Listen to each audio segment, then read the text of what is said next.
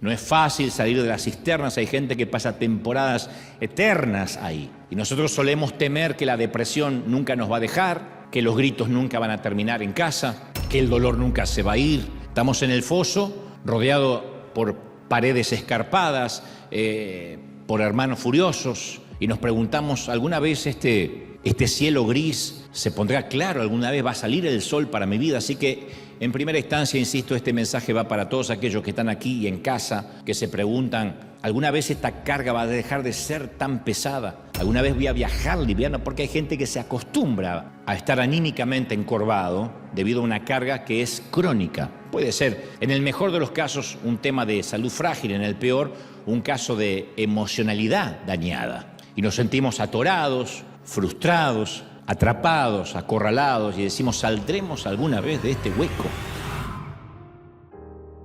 Yo espero que tu infancia haya sido feliz, a lo mejor con padres que se preocuparon por tu buena alimentación y te daban solo cosas gluten free, cero carbohidratos, se preocupaban por tu seguridad, por tu alegría. Espero que tu papá haya regresado siempre a casa todos los días, que tu mamá te haya llevado a dormir cada noche mientras te leía un cuento en voz alta, que tus hermanos hayan sido tus mejores amigos, algo que no se da siempre, ser mejor amigo de sus hermanos, especialmente durante la infancia o la adolescencia. Bueno, si tuviste ese tipo de infancia ideal, es probable que este mensaje te sea absolutamente irrelevante, ¿no? Pero si no es así, necesitas saber, como digo siempre, que no estás solo, que no eres el único con una familia disfuncional. Las familias más famosas de la Biblia, como te dije hace un par de meses atrás, tenían problemas serios y la historia de hoy no es la excepción de la regla. Todo comienza con un patriarca llamado Jacob, que con todo el respeto que nos merece, con su investidura, el patriarca debió de haberse matriculado en un curso sobre familia funcional. Error número 1, se casó con una mujer a la cual no amaba y después con otra a la que sí amaba. Error número 2, las dos esposas eran hermanas. El único acierto, se ahorró una suegra, por cierto, ¿no? Era la misma, dijo, más vale mala conocida que buena por conocer. Eso es lo bueno de casarse con la hermana. La primera esposa le dio hijos, la segunda no. Así que para expandir el clan, él se acostó con un surtido de criadas, de concubinas, hasta que se llenó de hijos, ¿no? Raquel, su esposa amada, al fin da a luz a José, que se transforma en el hijo favorito del patriarca, porque a lo mejor ese hijo representaba el amor que él sí tenía por su amada Raquel. Tiempo después Raquel murió, cuando traía al mundo a su segundo hijo, Benjamín, dejando a Jacob con una familia complicada, solo, un corazón roto y unos hijos muy singulares que vamos a ver a continuación. Los problemas de uno de los hijos, especialmente el favorito de Jacob, comenzaron cuando habló de más. Ese fue el primer escándalo en casa, ¿no? Una mañana José llega al desayuno, eufórico, parloteando acerca de lo que había visto en un sueño, que eran manojos de trigo formados en un círculo, todos maduros y listos para la siega. Cada uno de esos manojos ostentaba el nombre de uno de sus hermanos: Rubén, Gad, Leví, Zabulón, Judá, y en el centro del círculo estaba el manojo de José. En el sueño del muchacho, solo su manojo se mantenía erguido. ¿Cuál era la implicación? Ustedes, muchachos, se van a inclinar ante mí. Yo digo, ¿qué esperaba de esos hermanos? ¿Que se iban a poner eufóricos? Ningún hermano se pone eufórico por eso. ¿Qué esperaba? ¿Que le dieran palmadas en la espalda y le dijeran, qué lindo, va a ser un placer, hermanito, inclinarnos ante ti? No iba a pasar nada de eso. Le dijeron, yo, tu abuela. Le dijeron que desapareciera de la vista. Pero el tipo, no sé si tenía cero inteligencia emocional, hoy sería diagnosticado con tantas patologías psicológicas. Lo cierto es que el tipo no se dio por enterado. Al poco tiempo, José vuelve con un segundo sueño. En lugar de las gavillas, ahora eran las estrellas, el sol, la luna. Las estrellas representaban a los hermanos, el sol y la luna simbolizaban al padre y a la mamá fallecida, y todos se inclinaban ante José.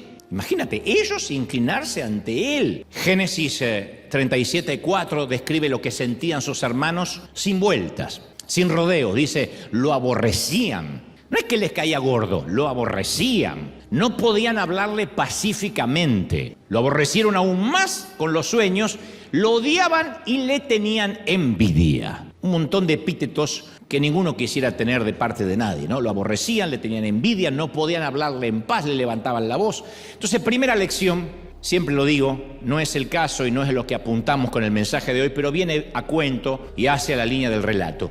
Cuídate a quien le cuentas tus sueños. Esa es una gran lección en la vida. Una vez es bravucón y en el afán de compartir, uno cree que todo el mundo tiene la capacidad de reír con los que ríen, y no es así. La mayoría tiene capacidad de llorar con los que lloran, pero reír con los que ríen no es lo mismo. Dicen por ahí que en el mundo, la mayoría, si acaso todos lloramos con lo mismo. Uno puede hacer una película de drama, la película puede ser de Alemania, de Suiza, de Australia, gringa, y si el drama está bien hecho, todo el mundo llora, ¿no? Pero no todo el mundo ríe por lo mismo. Cuando hacen chiste en la entrega de los Oscar, los hispanos decimos, ¿qué cuerno quisieron decir? ¿Por qué no ponen a Escamilla así nos reímos todos? ¿No es cierto? Creo que tiene que ver con que las culturas para llorar no se unifican, pero las culturas o el acervo cultural de la risa no es lo mismo. Y esto en términos espirituales pasa algo similar. No todos se pueden alegrar con los que se alegra. Por eso alguien dijo por ahí, planifica en secreto y celebra en público. Lo cierto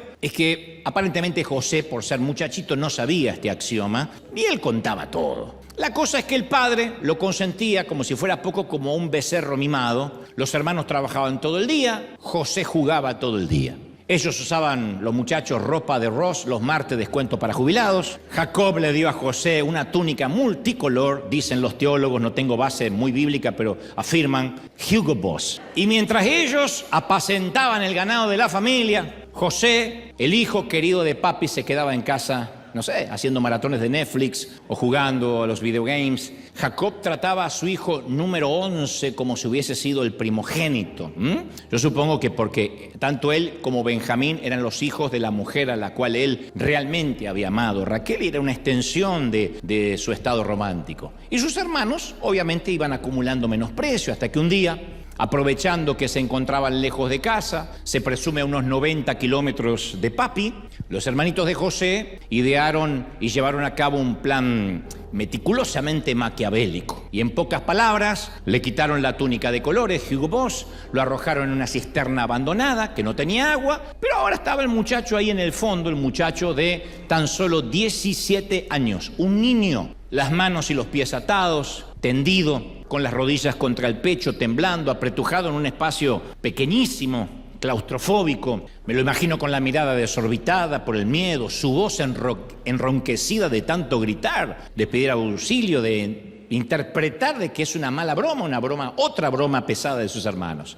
Ahora, estos hermanos que lo arrojan al muchacho en una cisterna son los bisnietos de Abraham, son los hijos de Jacob, porque a veces nos perdemos de vista este detalle, que no es menor. Son portadores del pacto de Dios a una galaxia de gente. Las tribus habrían de llevar sus nombres, sus estandartes. El nombre de Jesucristo aparecería en la genealogía, en el árbol genealógico de estos muchachos. En la Escritura son equivalentes a la realeza, no eran unos bribones nada más. Pero ahora lo que te estoy contando era la peor versión de una familia disfuncional. Yo creo que podrían haber tenido su propio reality show en la televisión y los Kardashian hubiesen sido un dibujo animado comparado con ellos, ¿no? Sus hermanos escuchaba José los gritos de sus hermanos, cómo hablaban arriba y lo que tramaban. Él gritaba desde el pozo. Ellos, los muchachos, mientras que hablaban, estando arriba, se comían un sándwich, se pasaban el odre de vino. Crueles. Uno relata la historia, parece de escuela dominical, pero son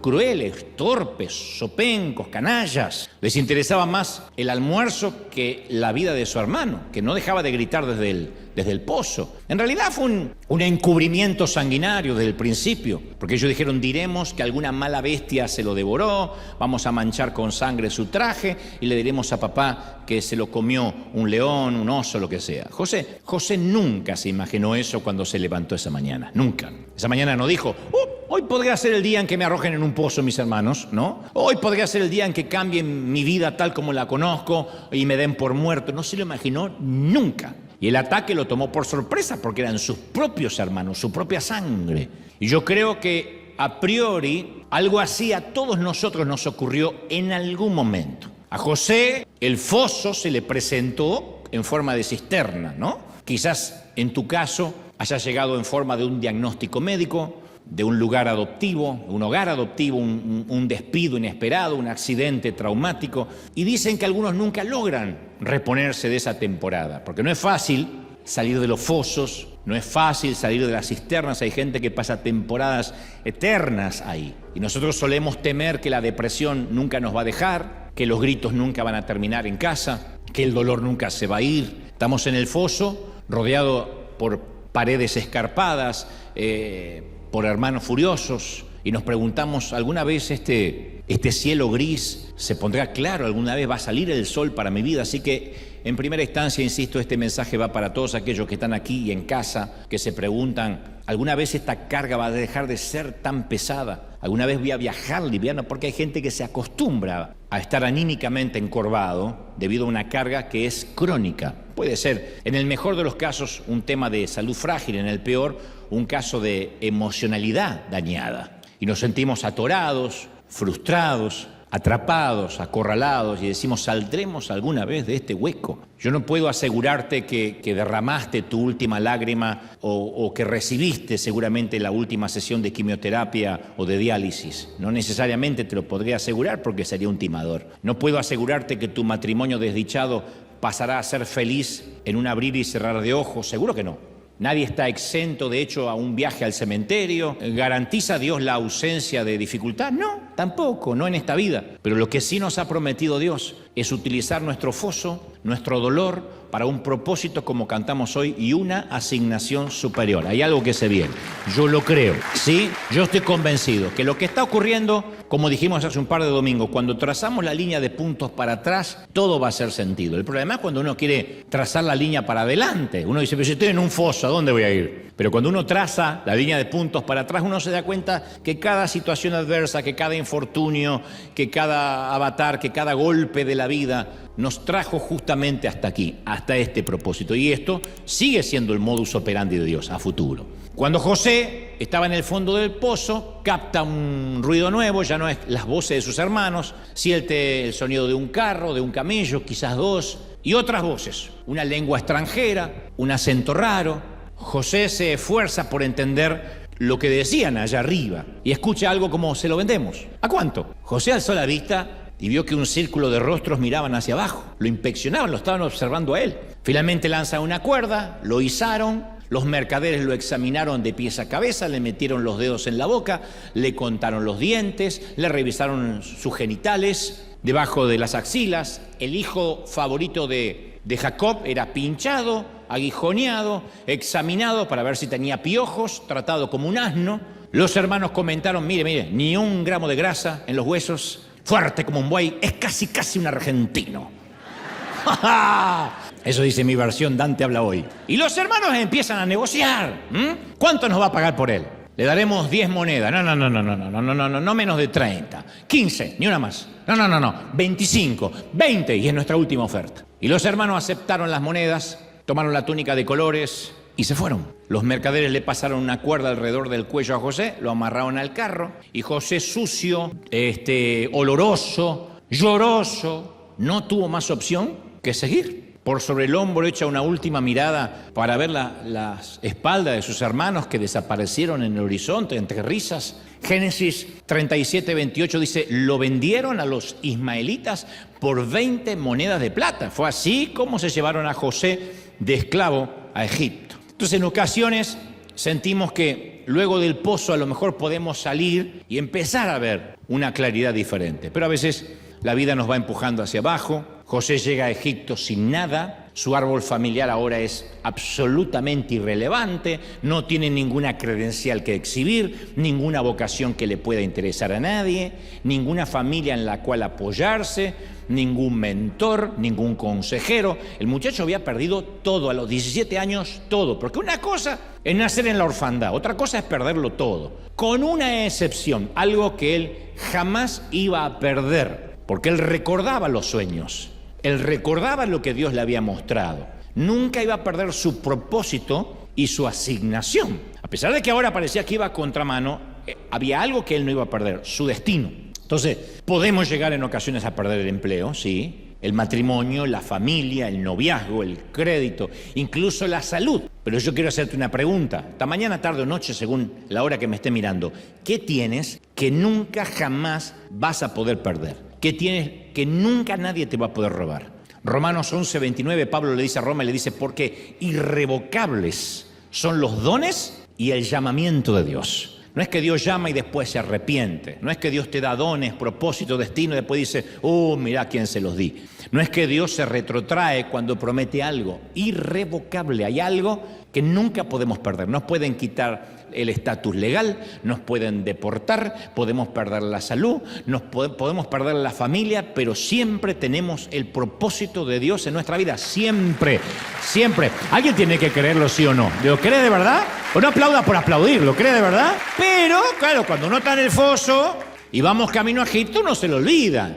Entonces nos definimos según la magnitud de nuestra tragedia. Decía, bueno, yo soy la divorciada, yo soy el adicto, el hombre de negocios en bancarrota, el hijo minusválido, la que tiene una cicatriz. Como José, entonces nos encontramos en momentos en una cisterna seca y estamos, en su defecto, en nuestra propia versión de Egipto. No conocemos el idioma, porque eso le pasó a José, no conocía el idioma. Y yo sé que tampoco nosotros estudiamos el vocabulario de la crisis. El vocabulario de la crisis uno lo aprende a raíz de una enfermedad. Uno empieza a enterarse cómo hablar o interiorizarse de cómo hablar del diagnóstico y ya sabemos lo que es la metástasis y lo que son las células cancerígenas. Aún nos acostumbramos a ir a salas donde tienen esos carteles que hablan de cáncer, que hablan de tumores, que hablan de la leucemia y esas palabras que nosotros veíamos como palabras ajenas a nuestra cultura, pero de repente forman parte de nuestro vocabulario de la crisis. Por eso quiero que te grabes esto antes de seguir con lo medular de lo que creo Dios me dijo que te diga. Dios nunca va a quebrantar una promesa. Nunca. Dios no te puede decir hace 2, 3 semanas, tengo un propósito para ti y hoy cambiar de opinión, ya sea porque metiste la pata, ya sea porque dejaste de tener fe. Puedes perder a tu familia, lo diré otra vez, puedes quedarte sin pastor, puedes quedarte sin congregación, puedes quedarte sin amigos, pero hay algo que sigue en pie. Las promesas de Dios no cambian. Lo que Dios dijo que va a hacer, lo va a hacer. ¿Lo creemos de verdad o no? Lo que Dios dijo va a cumplirse. Génesis 28:15 dice, porque yo estoy contigo y te guardaré por donde quiera que fueras. Y después uno sigue la vida de José y uno se da cuenta que dicen frases continuamente como, y Dios estaba con él, y Jehová lo bendecía, y Dios nunca lo dejaba. Claro, pero en la cárcel, en todo lo que él después tiene que pasar. Ahora, no podemos hablar en un solo mensaje toda la vida de José. Entonces, te propongo saltar al último capítulo de la serie, ya que estas son nuestras series. Lo que podemos ir es desde el capítulo 1 rápido hasta el capítulo 24 y saltarnos la historia del medio. Acaban los hermanos de vender a José, ese esclavo en Egipto. Si tuviéramos más tiempo te contaría cómo José luego fue comprado en el mercado por un magnate llamado Potifar, cómo fue acusado falsamente de acoso sexual por la mujer de Potifar, que le dijo, ay, Poti no está, José. Y él, perdonen la actuación, pero es lo mejor que puedo hacer hoy. Y cómo acaba con sus huesos en la cárcel y cómo el haber descifrado luego el sueño de unos servidores del faraón lo lleva a descifrar el sueño del faraón, el segundo hombre más importante del mundo. Todo eso está en los capítulos que luego podemos ver en casa. En resumen y en total, ahora nos ubicamos en el último capítulo. Pasaron 13 largos años de prueba, 13. Ahora José no tiene 17, tiene 30 años. Usa una cadena de oro con un águila del mismo metal colgando del cuello. En su mano luce el sello real. La ensangrentada túnica de colores fue reemplazada por la toga que lo identifica como la autoridad real. El muchachito de Canaán que había estado acusado de acoso sexual, esclavo, preso, había descifrado el sueño del hombre más importante del mundo conocido y ahora había llegado muy lejos, era el segundo a bordo en Egipto, porque Dios cumple su propósito. Si hubiese querido, y este es el punto y acá me voy a meter de lleno en lo que creo, Dios nos está diciendo, si Él hubiese querido ahora con todo el poder que tiene, 13 años después de la venta de sus hermanos, Él habría podido viajar a donde se le antojara. Nunca pensó en volver a Canaán con su familia, armar un ejército y ajustar cuenta con sus hermanos, y capaz que ganas tenía. Tenía los recursos para hacerlo. Mandar a traer a su papá, por lo menos mandarle un mensaje, estoy vivo, era una posibilidad. 13 años de silencio. Durante los primeros 10 años que fue primer ministro en Egipto, el cónsul más importante, el visir más importante de Egipto, prefirió no saber absolutamente nada de su familia. No lo culpo, no vamos a hacer un juicio de valores, porque a ninguno de nosotros nos arrojaron en una cisterna, nos revisaron los piojos, nos vendieron como esclavos, nos metieron en la cárcel, no lo juzgo. Él sabía dónde encontrar su familia, prefirió, al menos por una década, no buscarlos. Y guardó los secretos de su familia para él. ¿Cuál es el pasado de José? Nadie sabe, solo que llegó al trono o llegó a la cúpula del poder. Pertenece al círculo rojo, más íntimo del faraón. Y no tocó los recuerdos, no los tocó, no los manoseó, utilizó el típico "de eso no se habla", que muchos de nosotros, al menos los de mi generación, nos enseñaron "de eso no se habla". Y bajo ese axioma hemos ocultado desde abusos, a veces de tíos, familiares, primos. No, de eso no hables porque va a ser más grande la cosa, es preferible no revolver. O esas familias que fingen en derredor de una mesa que todo está bien, cuando en realidad hay un montón de cosas bajo el tapete que nunca hablamos. De eso no se habla. Ese es el axioma, ese es el tótem de vida de nuestro José. José estaba contento dejando su pasado a donde corresponde. ¿En dónde? En el pasado. Pero el problema es que a Dios le interesa la restauración. Según lo que nos va a dar, necesita asegurarse que nuestro corazón está sano. La sanidad del corazón siempre implica la sanidad del pasado. No será instantánea, no va a ser rápido, eso no se arregla con un llamado al altar, pase al frente, recibas por ósmosis la unción. No sucede así.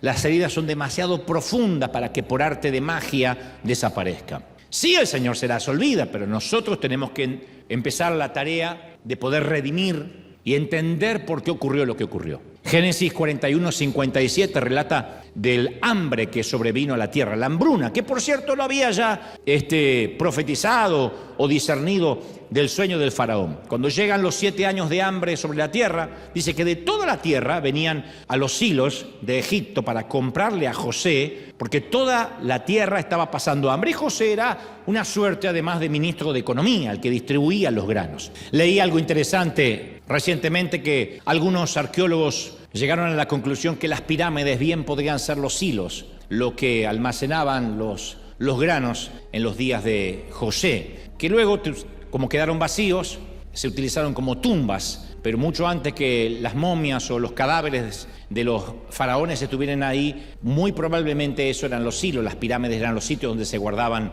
los granos, y que tuvieron 7 años para construirla, en los 7 años de abundancia. Lo cierto es que de pronto, entre la larga fila de gente que había venido a Egipto esperando conseguir algo de alimento, ¿quiénes estaban? Los 10 hermanitos de José, que vinieron a comprar trigo. Y José lo supo.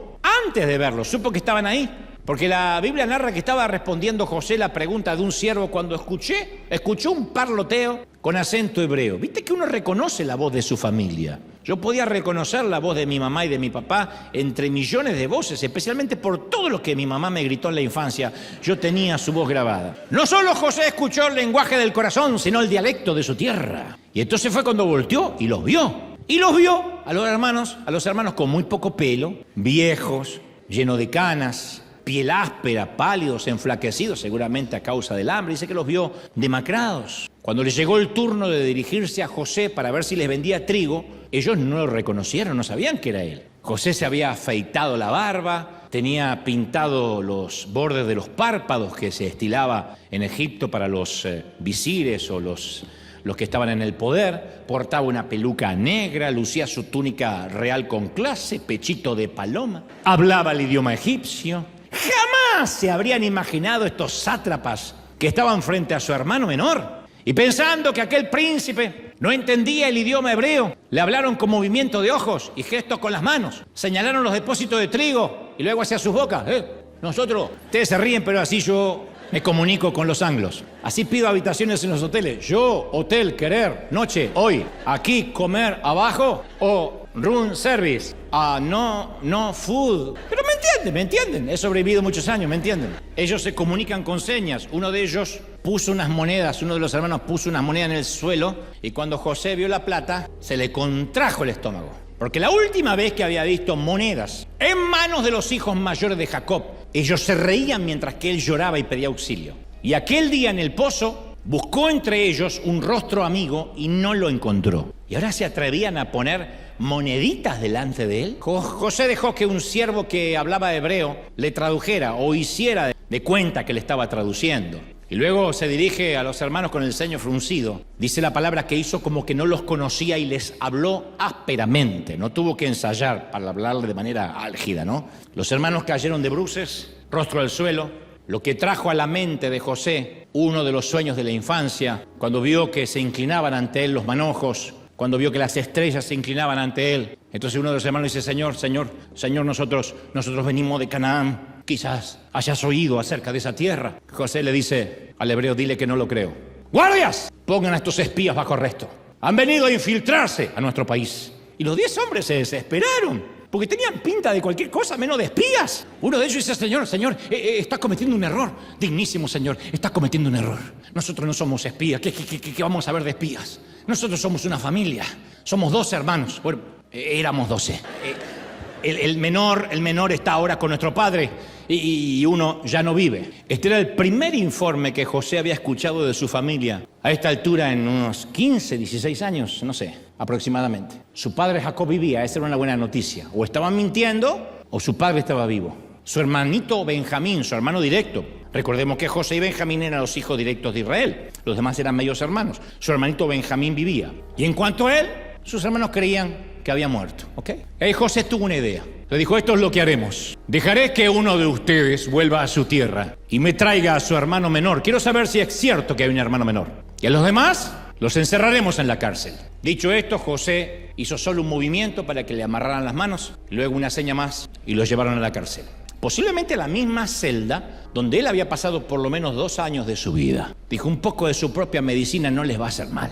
Y ahora los papeles estaban invertidos. Ellos lo echaron al fondo del pozo, ignorando los pedidos de auxilio cuando era un nene. Ahora le tocaba a él pagarles con la misma moneda. Y ese fue el desafío más grande de José. No fue la tentación sexual, no fue mantener la sencillez. El desafío más grande de José fue mantener puro su corazón cuando ahora tenía poder. Él podía gestionar la administración de los graneros, de hecho lo estaba haciendo, pero esta vez no sabía qué hacer para gestionar lo que le pasaba con su propia sangre. Y es probable que nosotros tampoco a veces sepamos qué hacer con la nuestra, porque a la mayoría de nosotros y a los de mi generación quizá en muchas formas nuestra familia paterna o materna nos falló en grande. Al menos no nos criaron como creímos que debieron hacerlo. O los que tenían que cuidarnos no lo hicieron, hicieron caso omiso. Y decimos: ¿cómo mamá no se dio cuenta? Lo que yo como niña estaba viviendo, cómo no intervino, cómo no me defendió, cómo no me prohibió salir de casa. Sí, me hubiese hecho un escándalo y posiblemente un berrinche, pero ellos eran mis padres. Pero al igual que José, salimos adelante solos. Nos hicimos a nosotros mismos. A diferencia de nuestros hijos, y no lo digo como una crítica, uno le da a los hijos nuestros hombros para que comiencen desde ahí. Pero la mayoría de nosotros no tuvimos los hombros de nadie para arrancar. Nos hicimos solos con una reingeniería interna para sobrevivir. La mayoría, y celebro los que pudieron tener padres empresarios o que les heredaron una fortuna o que les dijeron: vas a empezar con esta casita o te dejo mis autos o acciones de la compañía. En la mayoría de los casos de nuestras familias hispanas nos hicimos solos y algunos tuvieron que cruzar la frontera de manera ilegal, no por una cuestión de delincuencia, sino por una cuestión de poner pan en la mesa, darle un poquito de dignidad a nuestros hijos. Incluso la mayoría comenzamos nuestra propia familia. Y está bien cuando uno hace todo el esfuerzo por armarse esa reingeniería o reinventarse solo. A uno le alegra ver a Canaán a través del espejo retrovisor. Y decimos: yo ya no tengo nada que ver con mi familia. Hay mucha gente que dice: no tengo nada que ver, yo no me parezco a mi papá. Yo no quiero parecerme a mi mamá. Me aterra parecerme a mi mamá. Pero Dios sabe que con el corazón herido vamos siempre a herir gente. Y cuanto mayor influencia Dios nos permita tener, mayor herida podemos causar en la gente. No es una novedad que jefes de estados, conductores de televisión, ministros empiecen a decir improperios, a herir, a insultar, a denigrar, porque sus corazones están denigrados. Claro, cuando insultaban en la esquina, en el bar, eran callados rápidamente, pero ahora tienen un micrófono, cadenas nacionales, ahora tienen entrevistas, ahora pueden gritar y expresar su dolor. En el peor de los casos se transforman en dictadores, en el mejor de los casos simplemente en gente que con su influencia crispan a todos aquellos que están bajo su cuidado. Entonces Dios no puede confiarnos la asignación de los graneros si primero no curamos nuestras heridas del pasado. Dios no nos confiará ni siquiera una red llena de peces si no tenemos el corazón sano. No es fácil. Y yo tampoco hablo del corazón, diáfano y sano. No, es un proceso. El plan de Dios para la nación de Israel dependía de la compasión de José. Si José no tenía compasión, se fregaba el plan para Israel, porque esos eran los hijos de Israel. Entonces había mucho en juego. No es que José podía decir, yo hago lo que quiero y me lo merezco. Es la venganza que estoy esperando y es el plato que se sirve frío. No, porque todo el futuro de Israel, el futuro bíblico, la genealogía de Jesús, dependía de que José tuviese el corazón sano. Había mucho en juego y con nosotros también hay muchísimo en juego. Mucho. No nos damos cuenta, decimos, bueno, al final el rencor me lo quedo yo. ¿Y qué? No, hay mucho en juego, hay propósitos que pueden detenerse. Hay de hecho asignaciones, destinos que pueden retenerse como un dique de contención y ese manantial de bendición y eso que debimos haber compartido con las naciones o con quien Dios hubiese querido, de repente se detiene. Yo hace algunos años me enteré la historia de alguien conocido que fue llamado a una morgue policial para que identificara el cuerpo de su padre a quien su ex esposa le había disparado en medio de la noche. Y ahí el disparo había sido uno de los tantos estallidos de ira y de violencia protagonizados por aquella familia. Este muchacho no dijo, ¿cómo? No me lo imaginaba. Él decía, en cualquier momento iba a pasar una desgracia. Y ahí en la morgue policial, en la morgue forense, se paró cerca del cuerpo e hizo una resolución. Esto se acaba aquí conmigo, punto. Esta cadena la corto yo. Y así fue.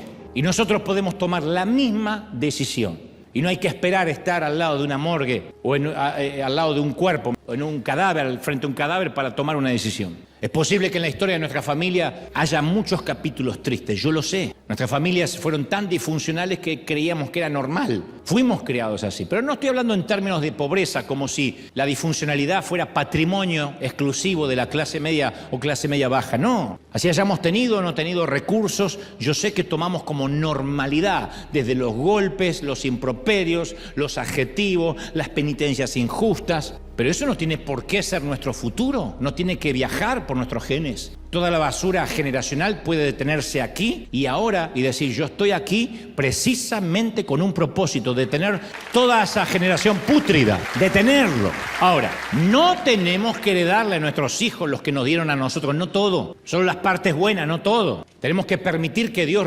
empiece a sanar, que haga una excavación arqueológica en nuestro corazón y que sí, tenemos que permitirle que Dios reviva la traición que hace años se esconde en nuestro corazón, que la saque a la luz. Hay de la teología que dice, no, Dios hace todas las cosas nuevas y no hay que tocar el pasado porque eso es revolver. Cuando Dios dice que hace todas las cosas nuevas, claro que es escritural. Para Él todas las cosas son nuevas, pero nosotros seguimos con nuestros sesgos, con nuestros cánones mentales, con nuestros surcos, con nuestro sistema de creencias y lo llevamos a la vida espiritual y eso es trágico. Entonces José revivió el dolor solo por una razón, porque sacar a la luz siempre conduce a la sanidad, siempre. Entonces no tenemos que orar diciéndole, Señor, ayúdame a perdonar a mi padre, porque bueno, era ignorante.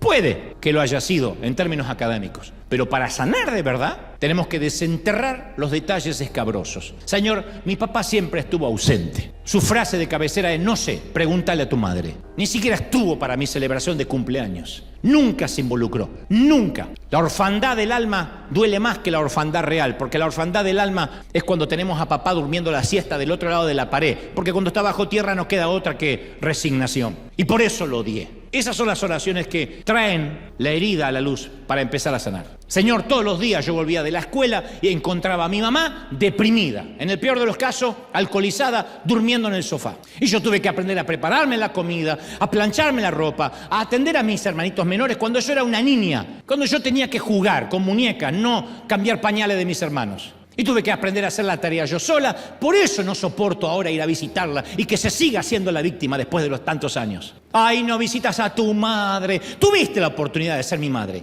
y no lo hiciste. ¿Es una oración dura? Claro que lo es. Reconozco que no es fácil, pero si no traemos a la luz lo que nos pasó, Dios no puede trabajar. Entonces tenemos que permitir a Dios que trabaje en esto de sanarnos. Y puede que el proceso tome su tiempo, de hecho lo va a tomar. A lo mejor toma toda la vida. El dolor de la familia siempre es más doloroso porque fue infringido muy temprano y porque están involucradas personas en las cuales debimos haber confiado y no debieron haber cuidado. Por eso duele tanto. Uno se olvida pronto del jefe malhumorado, del maestro que nos vociferaba o de aquel que fue un amigo ocasional, pero uno no puede olvidarse de los padres o olvidarse de los hermanos porque viajan con nosotros, están con nosotros, están en nuestra memoria. Y aparte éramos muy pequeños para procesar esos maltratos. ¿Qué íbamos a saber cómo defendernos? Además, quienes provocaban ese dolor eran personas grandes, papá, mamá, un tío, hermanos mayores, y se encumbraban y se escondían detrás del rango. Soy tu hermano mayor, porque soy tu padre.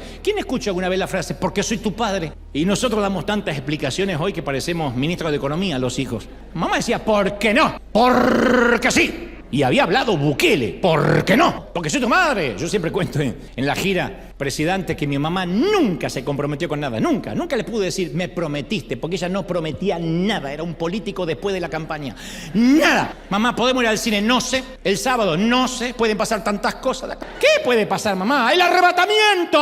Decía. Nunca prometía nada, nunca. Mamá, necesito zapatillas nuevas. ¡Ja! Te felicito, yo quiero tantas cosas. ¿Me compras un paquete de figuritas cuando seas grande? Te podés comprar las figuritas que quieras. ¿Qué hago con 60 años comprando la Pantera Rosa? ¿Qué hago? Y cuando nos adjetivaban, nos lo creíamos. Y todo este tiempo hemos estado operando con información equivocada. Eres un estúpido, un perezoso. Eres histérica y complicada como tu madre, gordo como tu padre. Cosas que nos dijeron, que en un momento dijimos, bueno, ok, me lo dijeron de niño, pero después procesamos, operamos con esa información. Y esas voces de rechazo siguen resonando en el inconsciente. Por eso Pablo dice en Romanos 12:2, dejen que Dios los transforme en personas nuevas, que cambie la manera de pensar. Pero nota que dice, deja que te transforme. Porque Dios no puede transformarnos por la fuerza. ¿Por qué no hace, pum, vale, y una imposición de manos transformado? Porque hay que dejar, hay que decir, esto es lo que me pasa. Esto es con lo que estoy luchando. No somos esa persona que ellos decían que éramos. Hemos crecido, sí hemos crecido. Hemos salido adelante, sí, pero con tantas heridas. Entonces el proceso de José con sus hermanos el proceso de perdón ocupa 2 capítulos de la Biblia y por lo menos 1 año en el calendario real. 2 capítulos, 1 año. Bueno, había dejado a los hermanos presos, después de 3 días dejan libertad a sus hermanos, menos a uno, y de nuevo José juega al tipo duro. Le dice, váyanse de una vez, retírense de mi vista, pero no olviden que quiero ver al hermano menor que dicen que tienen, del cual me hablaron. Yo voy a retener a uno de ustedes como rehén en cuestión de garantía. Y como sus hermanos no sabían que este primer ministro entendía el idioma de los hebreos, se dijeron entre ellos delante de José, que ese es el problema cuando uno habla español diciendo este gringo no entiende. Este gringo cuadrado y bruto. Oh, perdón, acabo de entender. Oh, no, que ellos no saben que José está entendiendo. Y dicen entre ellos, realmente pecamos contra nuestro hermano José, ¿se acuerdan? Vimos la angustia de su alma cuando nos rogaba desde el pozo. Y por eso viene sobre nosotros esta angustia. Ya hubiésemos podido comprar trigo y regresar a casa. Ahora tenemos un hermano de rehén, tenemos que traer al otro hermano. Mira cómo se nos complicó la cosa. Estamos cosechando lo que sembramos con José. Y cuando José oye estas palabras, se da vuelta para que sus hermanos no vieran que las lágrimas corrían por su rostro. Y buscó un lugar donde no lo vieran y lloró, y la Biblia dice que lo hizo 7 veces. No lloró cuando fue promovido por Potifar. No lloró cuando fue exaltado por Faraón, pero sollozó como un bebé cuando se dio cuenta que sus hermanos, después de todo, no lo habían olvidado. Esto nos pasa por haber vendido a José, dijeron, y eso lo quebró, lo desarmó a José. Y cuando los envía de vuelta a Canaán, llena sus sacos con grano, les ponen muchas cosas, un acto de gracia. Y estos vuelven a Canaán para reportarle a Jacob, su padre, lo que había ocurrido. Y los hermanos le cuentan que Simeón había quedado en Egipto como rehén, para asegurarse de que ellos volverían con su hermano menor Benjamín. Y ahí se les estrujó el corazón al viejo Jacob. Recordemos que Jacob solo había amado a Raquel y solo había tenido 2 hijos con ella, José, que ahora lo daban por muerto, y ahora se querían llevar a Benjamín. Entonces el viejo Jacob sintió que su corazón se desmoronaba, dijo, me habéis privado de mis hijos. José está muerto, Simeón ahora preso, y se van a llevar a mi Benjamín. Mi corazón no lo va a resistir. Y en ese entonces fue Judá, que una vez quiso deshacerse de José, el que le responde a su padre y le dice: papá, deja que llevemos a Benjamín para que vea al primer ministro. Yo respondo por Benjamín. Y si no te lo vuelvo a traer con vida, seré para ti el culpable para siempre. Yo te doy la garantía de que te voy a traer a Benjamín de vuelta. Este es el mismo Judá que había dicho: vendamos a José. De él fue la idea. El mismo hermano que ayudó a negociar la venta del esclavo. Entonces, ¿cuál es el punto de la historia? Quiero que te lo grabes en tu corazón. Dios siempre se ocupa de todos nuestros Judás. Siempre se ocupa de tratar con ellos. Dios es el único, de hecho, que puede disciplinar a un jefe abusivo, poner de rodilla al ex que te hace la vida imposible, hacer que tu suegra te ame. Ya estamos entrando en milagros, y quiero que te grabes esto. El perdonar no menoscaba la justicia, sino que la justicia se la delega a Dios. Por eso dice: aderezas mesas delante de mí en presencia de mis angustiadores. Siguen siendo mis angustiadores, Dios no los mató, simplemente me va a honrar delante de ellos. Entonces, decir voy a perdonar no significa lo voy a exonerar de la cosecha. Porque algunos dicen, si yo después de lo que hizo lo voy a perdonar, pero perdonar significa que Dios se ocupe de hacer justicia, no la voy a hacer yo. Es delegarle el asunto a Dios, dársela a un abogado, yo no me meto más. Es delegarle el trato a Dios. Entonces nunca nosotros vamos a poder retribuir ni de más ni de menos, pero el Dios de justicia siempre tiene la medida exacta para cada quien. Entonces el ajustar cuenta con nuestros enemigos es tarea de Dios. Yo sé que a veces uno quisiera, cuando nos hicieron tanto mal y tanto daño, decir, pero este desgraciado, pero mirá esta que encima le va bien, encima está flaca, tendría que estar gorda. Ay, está flaca con los dientes perfectos y las mechas rubias. Señor, Satanás la bendice más. Pero cuando uno se llena de envidia y retiene el perdón, Dios no puede actuar. Entonces el perdonar a nuestros enemigos es nuestra responsabilidad. El trato con ellos es responsabilidad de Dios. Entonces el enojo siempre, el enojo le cede terreno al diablo. Siempre las amarguras, los resentimientos lo invitan a ocupar un espacio en nuestro corazón, y hagamos de cuenta que cada vez que tenemos resentimiento hacia nuestros padres, cosas no arregladas, estén muertos o no, del otro lado de la frontera o no, cada vez que tenemos resentimiento le estamos rentando un cuarto al diablo. Ahora sabes quién vive al fondo de tu casa. Créeme, él se mudará allí y llenará de pestilencia tu hogar. Chisme, resentimiento, dolor. Cada vez que veas eso, Satanás está ocupando un espacio. Entonces tienes que darle la orden de desalojo ya. No te vas a fin de mes, ya. Bueno, chismea un poquito más y a fin de mes te va. No, ya. Now. En el nombre de Jesús, que empaque sus cosas y se largue, porque tu corazón tiene que ser puro, sano, diáfano. Y ahí uno comienza el largo proceso de perdonar, que no es fácil.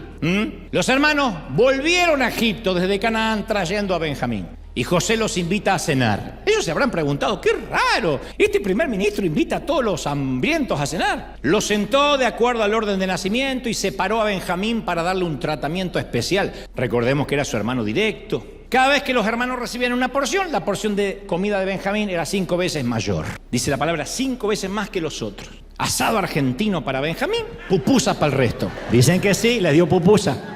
Es que no había perdonado todavía. José, luego de la cena, vuelve a llenar los sacos con alimentos y esconde una copa personal, una copa de plata o de oro que él tenía en el saco de Benjamín, en la mochila de Benjamín, y los envía. Los hermanos apenas habían iniciado el viaje de regreso cuando los soldados, cuando la infantería de José llega, los alcanzan y detienen la caravana, revisan los sacos y hallaron la copa. José los había recibido, había llorado, los había invitado a cenar y ahora los sometía a una artimaña, a una jugarreta, porque este era un plan de José. Era evidente que José estaba luchando consigo mismo. ¿Los perdono o no los perdono? No los quiero de vuelta. Eran hermanos que le abrieron la herida más profunda, ¿está? No fue una pelea de Navidad, una discusión en la mesa de Nochebuena. Le habían cambiado la vida tal como la conocía. Está bien, llegó a ser el segundo de Faraón, pero le quitaron de estar años con su papá, en su casa, con sus hermanos. Así que él no quería perdonarlos así tan fácil, te perdona. Así de vacilante es el perdón verdadero. Porque una cosa es el perdón y otra cosa la disculpa.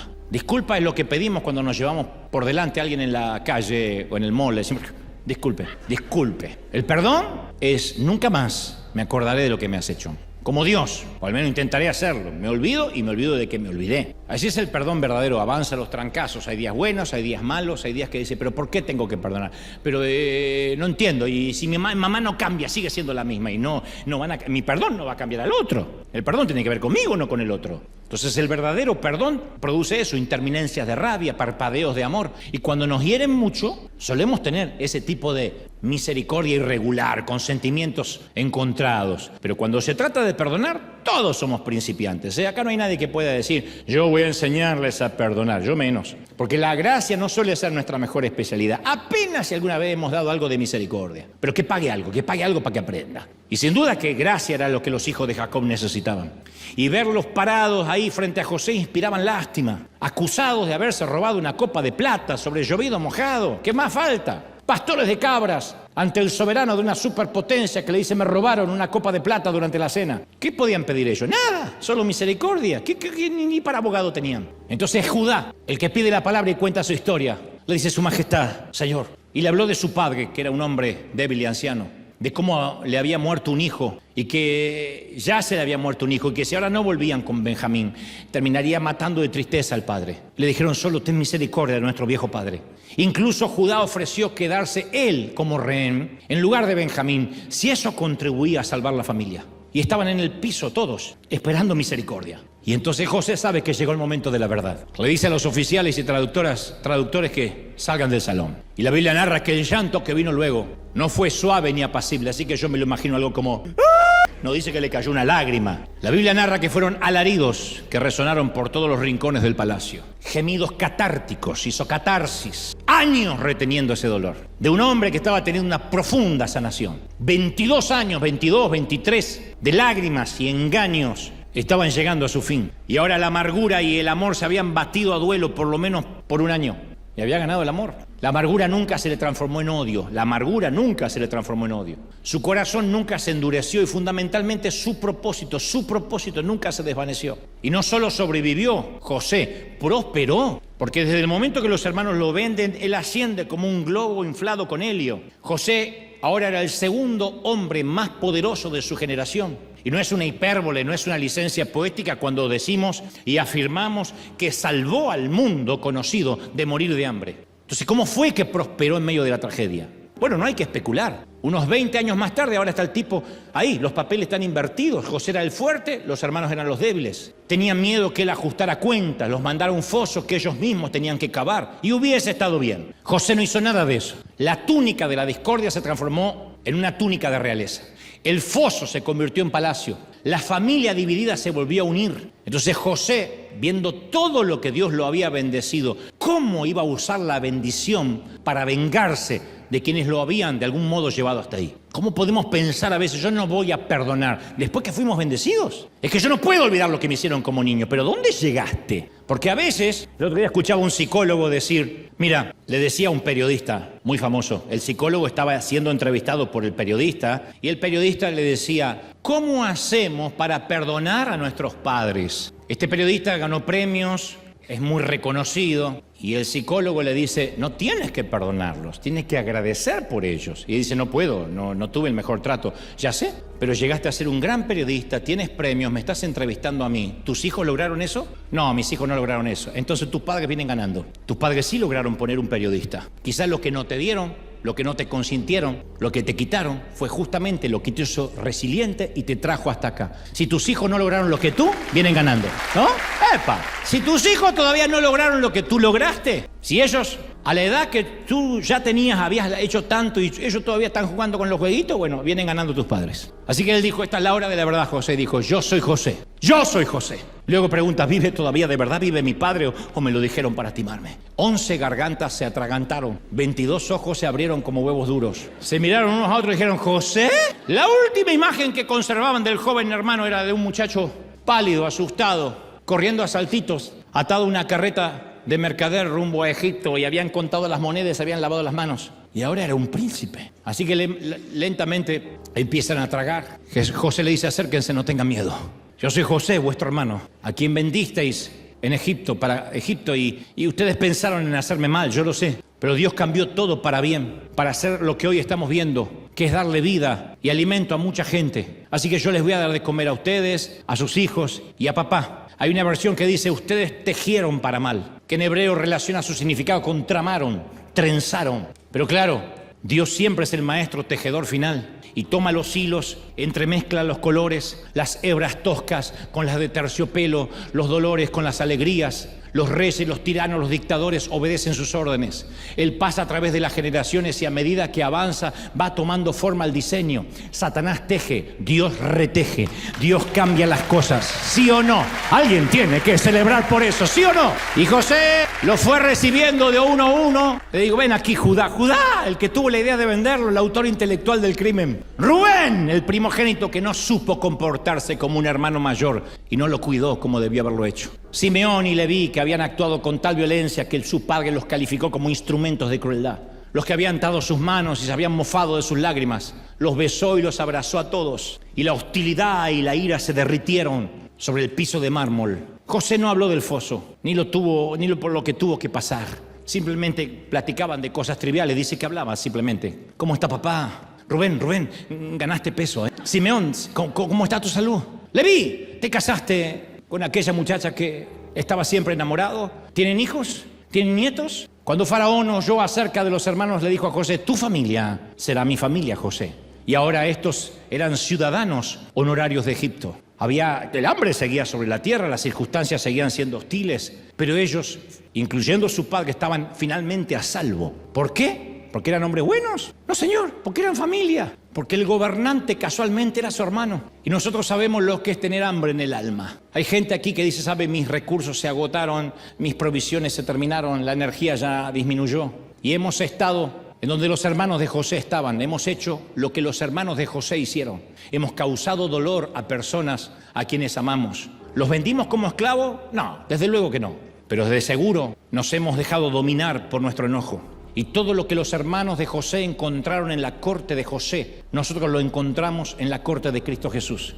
Porque el príncipe, el gobernante, es nuestro hermano. Porque el príncipe es nuestro hermano. De hecho, es un lenguaje bíblico. Mateo 12:49, Jesús dijo, todo aquel que hace la voluntad de mi Padre es mi hermano y mi hermana y padre y madre. Entonces Dios está planeando todo para nuestro bien. En los contratiempos, en los infortunios, está ordenando un futuro mejor. Y cada cosa que ocurre en nuestros días está diseñada para acercarnos a nuestro propósito, a nuestro destino.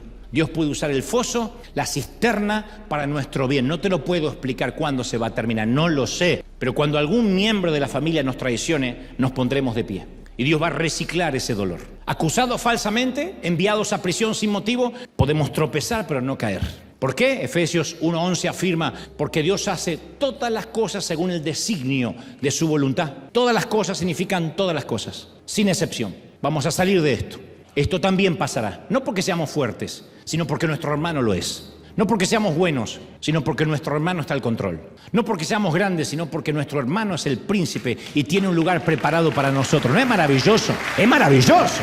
¡Oh, no! Te diré algo más, lo último, antes de irme, quiero que me escuches como hasta ahora. José tenía 17 años cuando sus hermanos lo abandonaron, ¿sí? Tenía por lo menos 30 cuando volvió a encontrarse con ellos. Tuvo que pasar otro año antes que viera a su padre. Dios suele tomarse su tiempo. 120 años preparando a Noé para un diluvio. 120. 80 años preparando a Moisés para su trabajo. Dios llama a David para que fuera rey y lo devuelve al campo a seguir cuidando ovejas. Y luego proscripto de la ley. Llamó a Pablo para que sea apóstol y luego lo aisló en Arabia. 3 años. Jesús estuvo 3 décadas en la tierra antes que hiciera algo más que una mesa de madera. ¿Cuánto tiempo va a tomar con alguno de nosotros? I don't know. No lo sé. Nuestra historia no se cuenta en minutos, sino en lo que dura nuestra vida. Y Dios va a usar todo lo que estamos pasando para bien. Nosotros vemos un problema perfecto. Dios ve la oportunidad perfecta para prepararnos, adiestrarnos, para preparar al primer ministro, quien va a administrar los graneros del mundo. Nosotros vemos la hambruna, Dios ve la reubicación de su linaje escogido. Y permíteme aclararte algo. Tú eres una versión de José, dama o mujer de tu generación. Desde luego también yo lo soy. Representamos un reto para el plan de Satanás. Tenemos algo de Dios dentro. Tenemos algo noble, santo, algo que el mundo necesita. Tenemos sabiduría, amabilidad, misericordia, recursos, gestión. Si Satanás lograra neutralizarnos, podría desbaratar nuestra influencia. Es cierto que las temporadas del foso apestan, lo sé, pero pese a toda esa inmundicia pútrida, el foso tiene algo bueno, siempre nos obliga a mirar para arriba. ¿A dónde vamos a mirar en el foso? No se puede mirar a los costados, no hay paisaje, uno tiene que mirar para arriba. Cuando más hemos orado, son las temporadas de foso. Y Dios ve a José en nosotros. Es cierto, tú estás en el pozo ahora. Tú con tu familia lleno de fracasos, de frustraciones, encarcelado en tu propia versión de la cárcel egipcia. Pero Dios te está hablando hoy.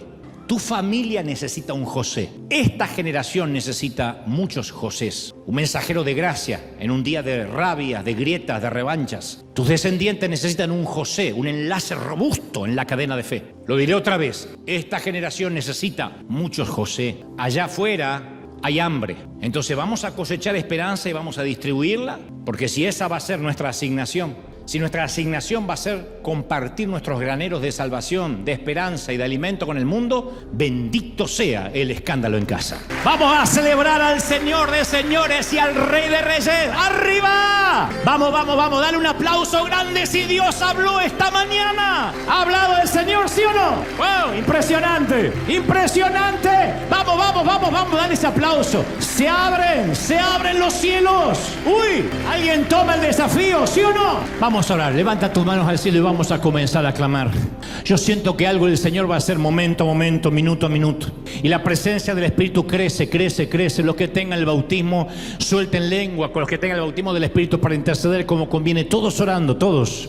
Ha caído algo grande aquí que tiene que ver con la asignación, con el propósito.